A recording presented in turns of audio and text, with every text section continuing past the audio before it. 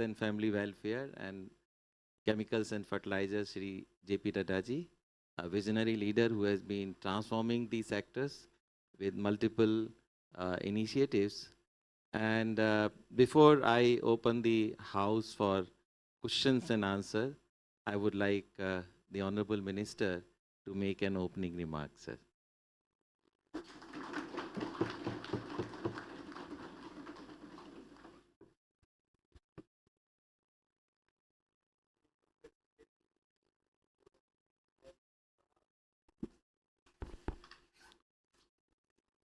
As I said, Shri Pankaj Patel ji, the Chairman of the Board of Governors of Indian Institute of Management, Ahmedabad, Professor Bharat Bhaskar ji, the Director of Indian Institute of Management, Professor Sunil Maheshwari ji, and the young students of Indian Institute of Management, Ahmedabad.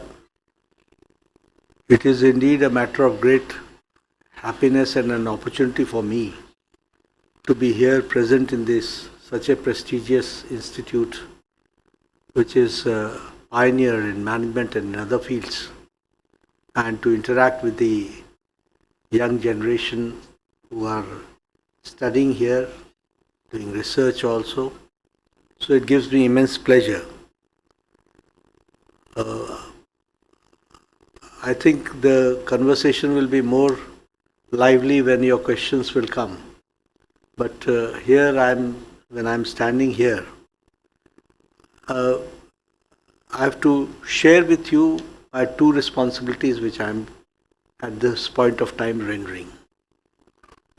As a President of the Bharatiya Janata Party, I would like to share with you that it is the world's largest political party.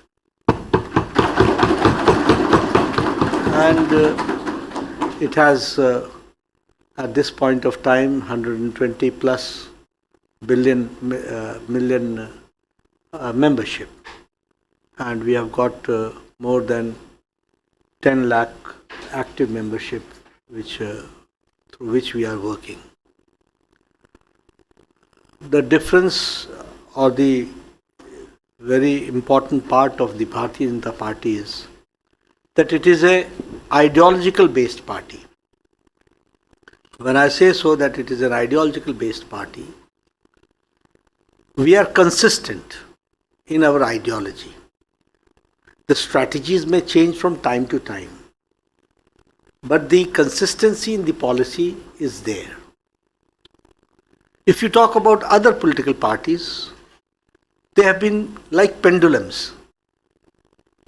Sometimes they have become rightist forces, sometimes they become the leftist forces, sometimes more left towards from the center, sometimes the center. But it is the political party, Bharatiya Janata Party, right from the 1950s when it was Bharatiya Jansangh. We were very clear, we were even, हमारी हेठी भी होती थी, हमको लोग मजाक भी उड़ाते थे, तुम्हारी इकोनॉमिक पॉलिसी क्या है, what is your economic policy, what economic policy you say. We used to say at that point of time that we believe in एकात्म मानववाद. अब दास कैपिटल के कार्ल मार्क्स से सोचने वाले जिसमें भूख ही एक महत्वपूर्ण अंग हो जाता है तो होलिस्टिक व्यू नहीं बनता, तो दे कुड नॉट अंडरस्टैंड एकात्म मानववाद, दिमाग के ऊपर से चली जाती थी. But slowly when we came into the government, we developed Antodaya. And as we came in the government, we developed also the principle of Sabka Saath, Sabka Vikas, Sabka Vishwas, Sabka Prayas. And people-centric approach. गांव, गरीब, वंचित, पीड़ित, शोषित, दलित, इनका उत्थान करना है. लेकिन उत्थान करने में जो उत्थान जिनका हो गया है उनका भी कंट्रीब्यूशन लेना है और उनको भी बढ़ाना है, क्योंकि नेशन ऐसे नहीं चलता. तो सबको साथ लेकर के चलने की बात को कही गई. उसी तरीके से we were consistent from the 1950s that India should have one constitution, one nation, and all states should come into it. So Article 370 was the bone of contention. created by Jawaharlal Nehru at that point. In 52, 53 में श्यामा प्रसाद मुखर्जी ने अपना बलिदान दिया. He was arrested and he died in jail in a very suspicious circumstances. लेकिन हमारी यात्रा चलती रही. And it was in 2020, governments came and went. लेकिन it was in 2019, on 5th and 6th of August, when Article 370 was abrogated and we saw to it. So this is consistency. So we are ideological based.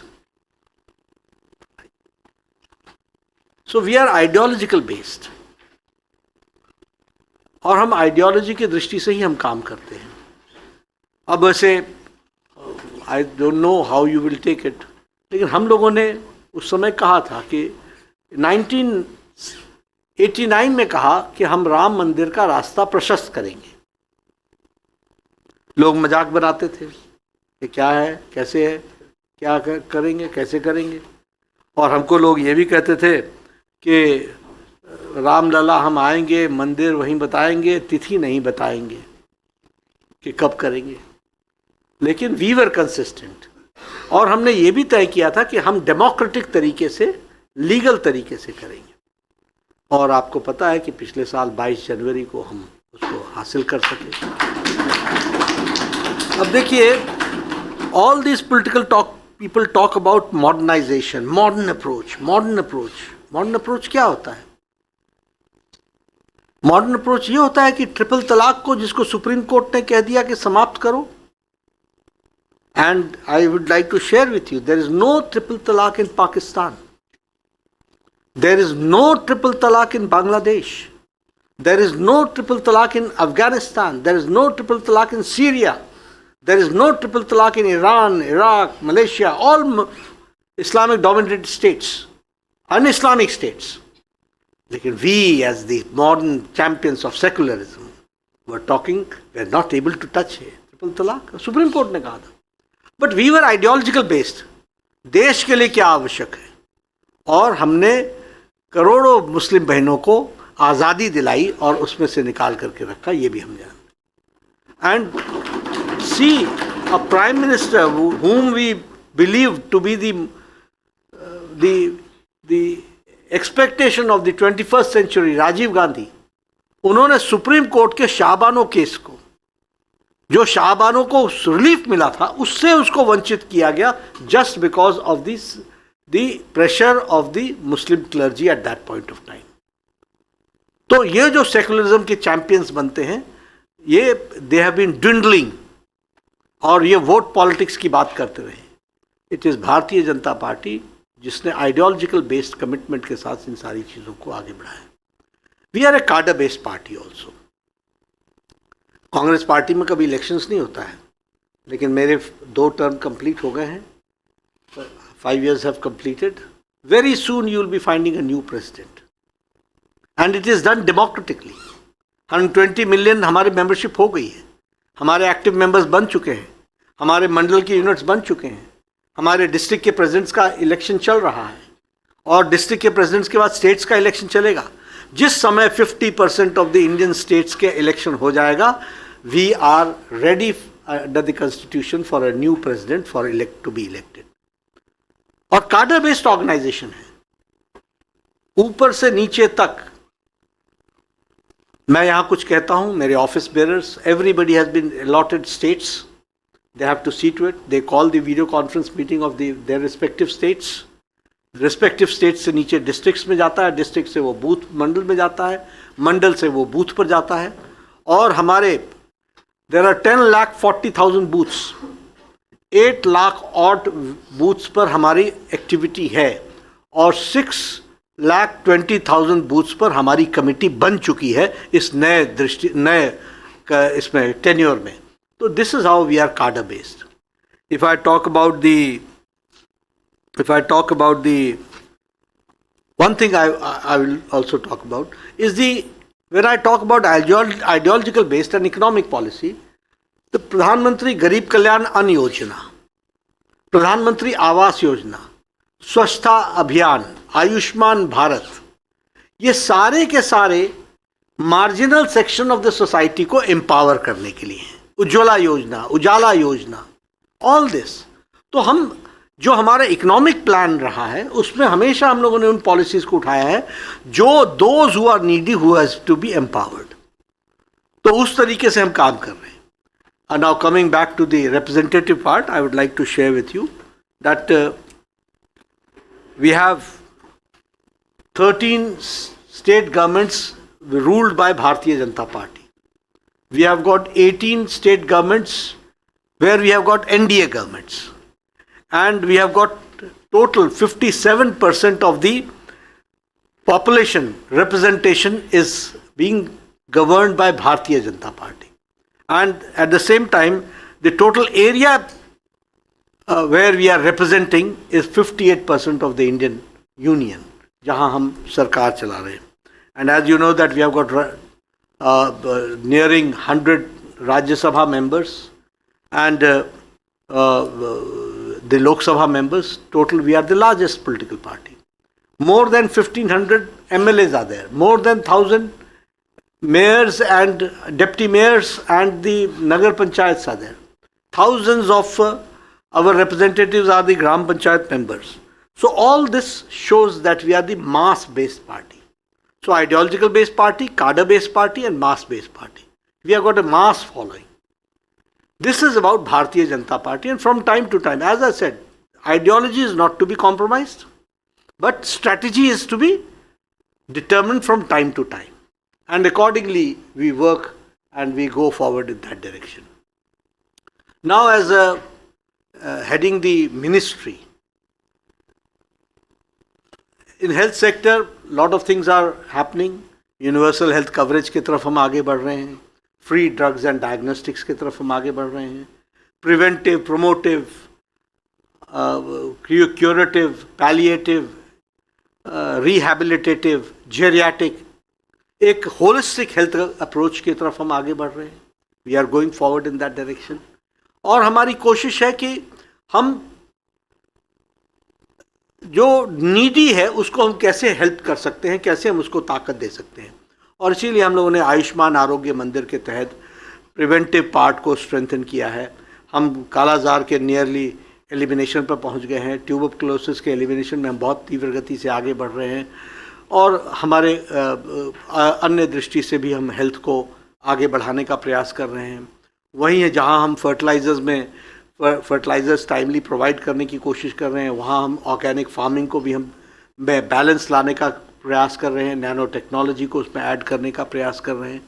Pharmaceuticals में हम big way में जाने के लिए तैयार हैं. आज जब हम यहाँ पर आए हैं तो आप लोगों के साथ जो इंटरेक्शन हुआ है उस पर हमने कहा है कि मैप आप बनाओ, रोड हम तैयार करेंगे. तो रोड मैप बनेगा तो हम उसको आगे बढ़ाएंगे एंड वील गो फॉरवर्ड. लेकिन मिनिस्ट्री की दृष्टि से भी या भारतीय जनता पार्टी के राष्ट्रीय अध्यक्ष के रूप में भी 2-3 चीज़ों पर हम लोगों को ध्यान देना चाहिए, या जिस पर हमको एक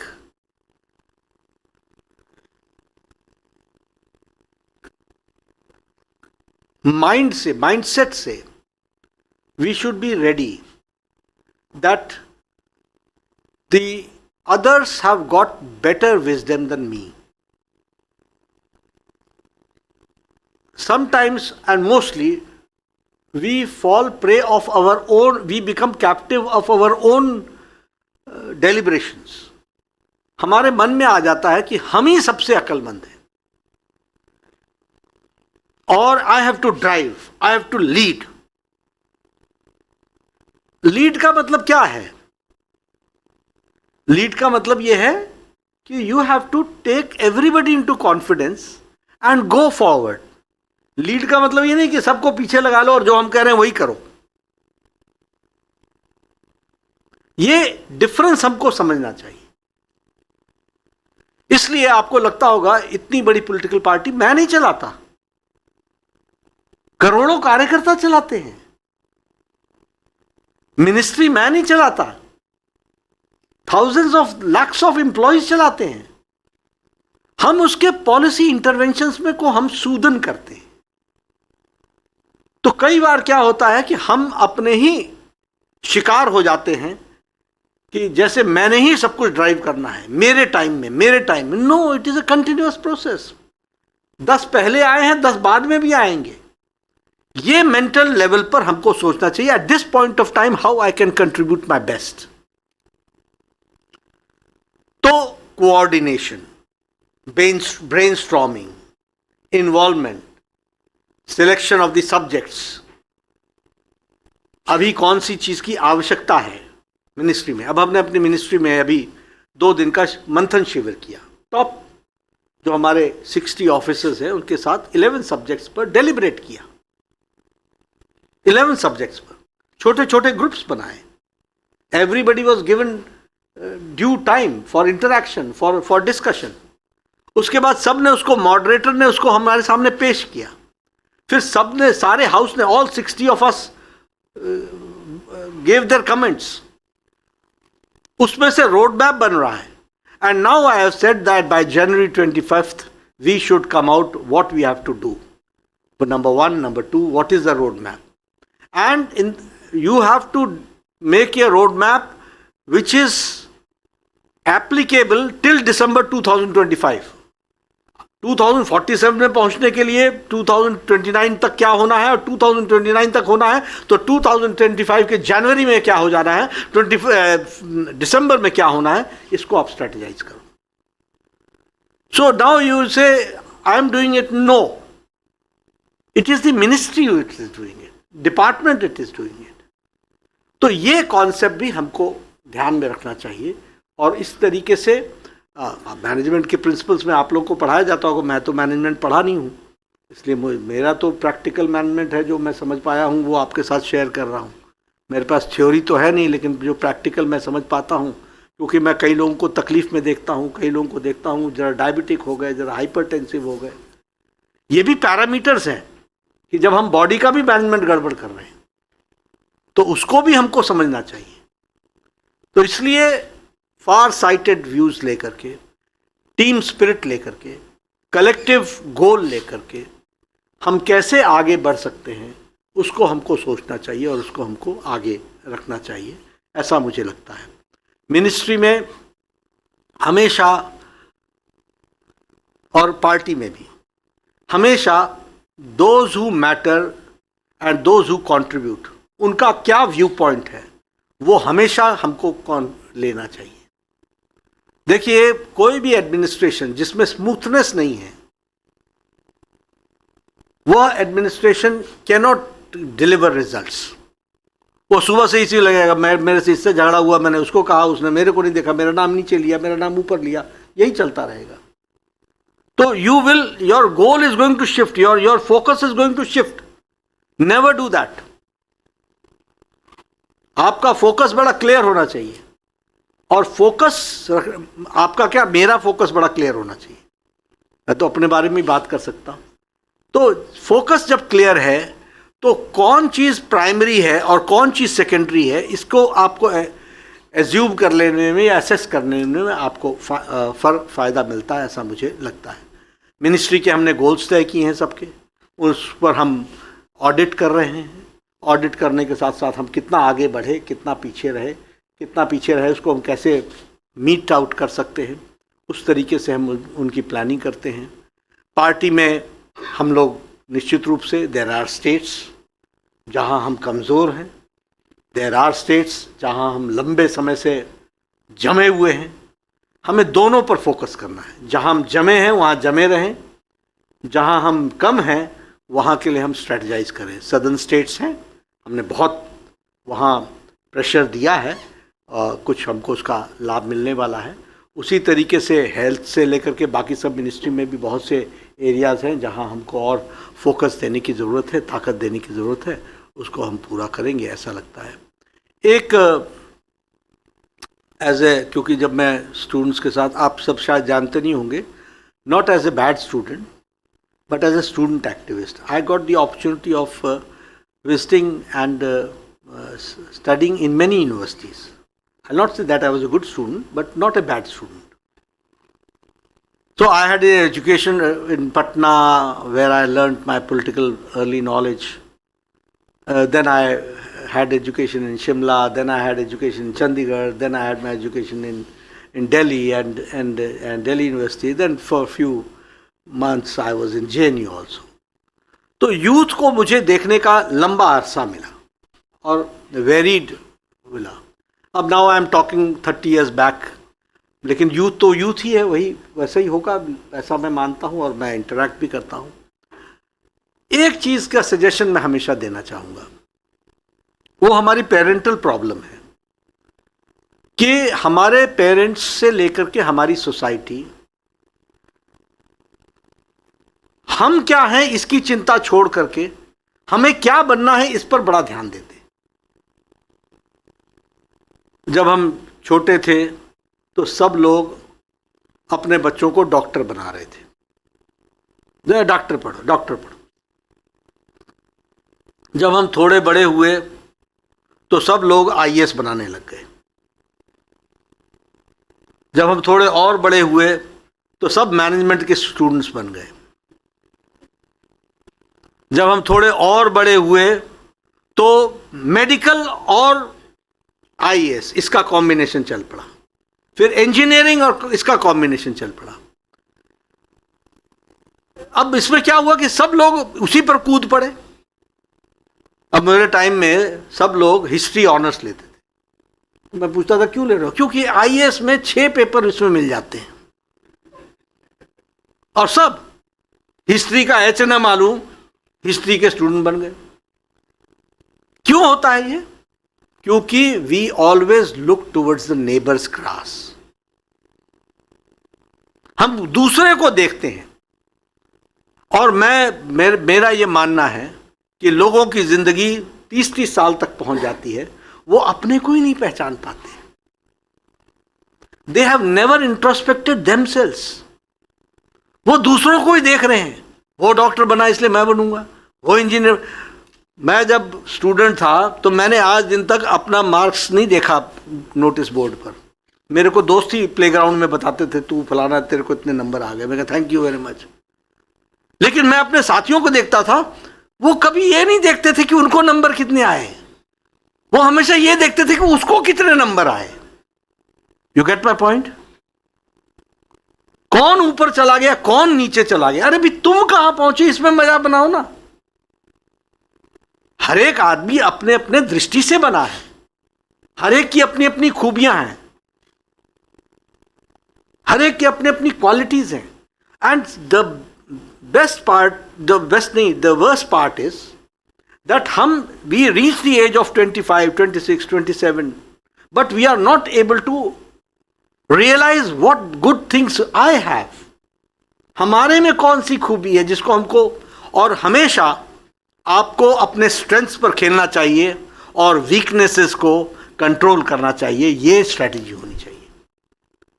और ये मैं आपको इसलिए कह सकता हूं क्योंकि मैं अपने घर में लड़ा था. मैं सोशल साइंसेस का स्टूडेंट बनना चाहता था. मुझे घर वाले साइंस पढ़ाना चाहते थे. मैंने कहा मैं नहीं पढ़ूंगा, मैं सोशल साइंसेस पढ़ूंगा.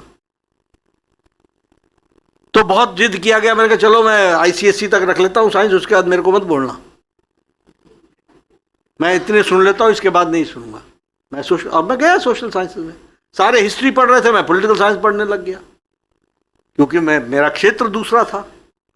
तो अकॉर्डिंग टू नीड, बाद में मुझे लगा कि लॉ करनी चाहिए, मैं लॉ करने चला गया. अब आज की जो एनईपी है, नेशनल एजुकेशन पॉलिसी, वो यही समझाती है ना कि हमको ट्रांसफरेबल होना चाहिए एजुकेशन.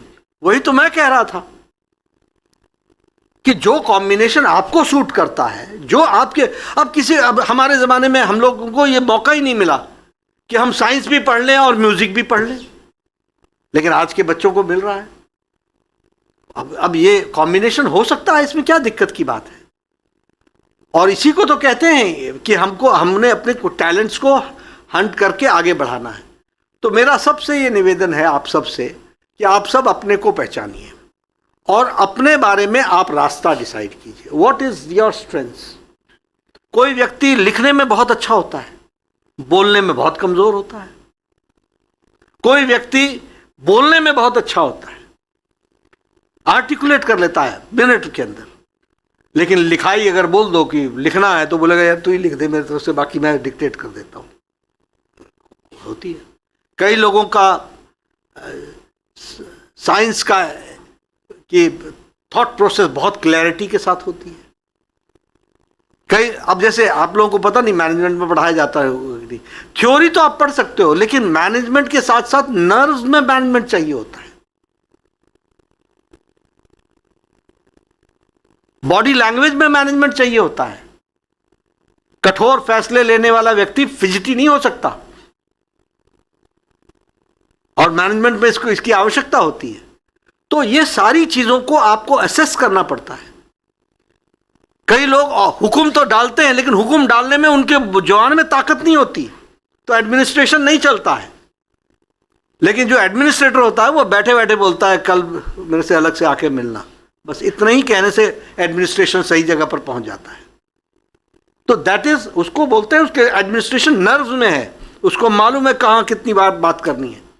और कई लोग कुर्सी से उठ करके जोर जोर से चिल्लाते हैं, तब भी सामने वाला नहीं सुनता।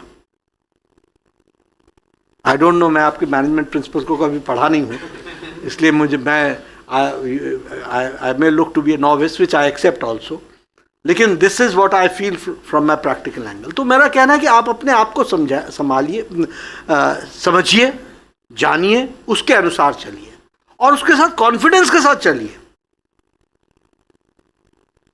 हमारे ज़माने में पॉलिटिक्स में जाने का मतलब होता था किसी काम का नहीं है इसलिए पॉलिटिक्स में है। Am I right? Am I right? और हम पूरे ताकत से कहते थे कि हमारे लिए कोई और, मैं आईएएस की तैयारी कर रहा था, कुछ घटनाएं घटी, मैंने कहा नहीं, मैं I will go out of it. And my father was a vice chancellor. सारे बोलते थे कि ये साहब कहाँ से आए, ये कैसे हैं। आजकल सब मेरे को रिश्तेदार बनाते हैं,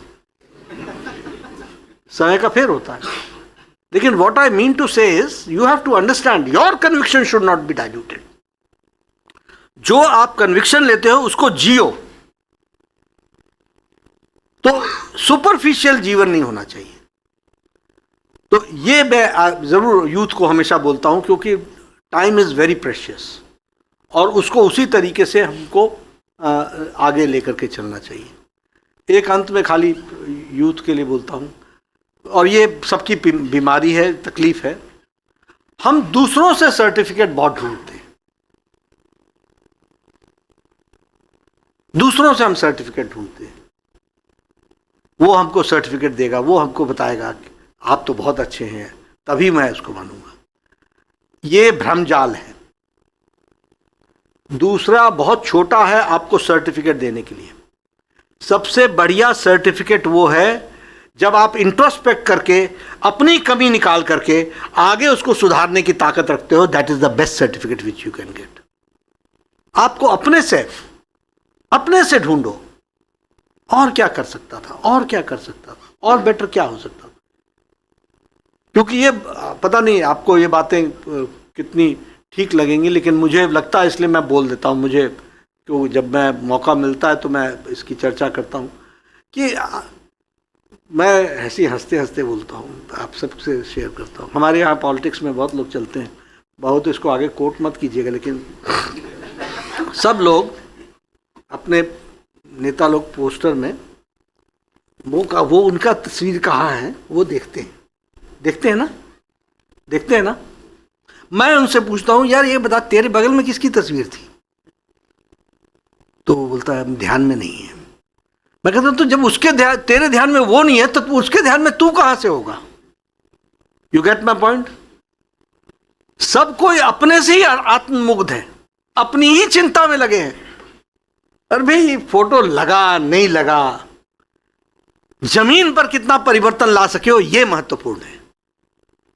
वो लग जाएगा, लगेगा, हटेगा, उसमें क्या लगा हुआ है। These are all temporary phases.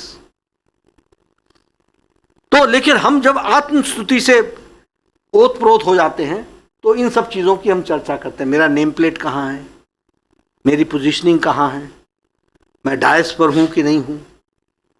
आप कंट्रीब्यूटर हो तो कहीं भी हो, पीछे से भी खड़े होकर के सर करके आवाज करके बोल दोगे।